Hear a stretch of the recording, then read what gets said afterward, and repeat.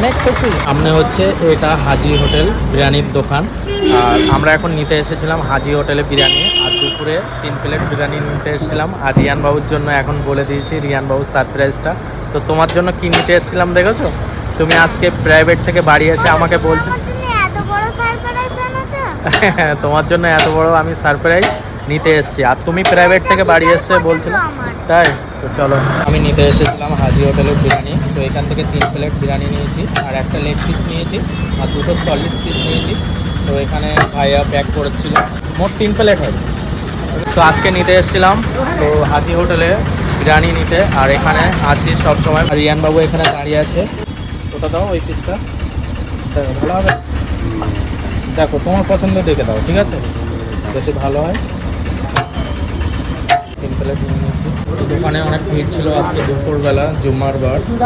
তিনটে নিয়েছি, 3 প্লেট বিরিয়ানি নিয়েছি প্যাকেট করে। আর রিয়ান বাবু বলছে আর 1 প্লেট নিতে। তো আমি আর একটা প্যাকেট নিচ্ছিলাম এখানে। তো দাদাকে বললাম আর 1 প্যাকেট দিতে। তোমার জন্য আর 1 প্যাকেট নিয়েছি। হ্যাঁ, আমরা 4টে নিয়েছি, তুমি 3টে নিতে বলেছিলে, তারপরে ফের একটা নিতে বলেছো, আবার নিয়েছি। তো 4 প্লেট রিয়ান বাবু প্যাকেটে বিরিয়ানি নিয়ে চলে আসছে। এসো। তো আমরা এখন বাড়িতে যাব। 3 প্লেট নেওয়ার কথা, তো সেখানে তুমি আর 1 প্লেট বেশি বলেছো বলে আমি নিয়েছি।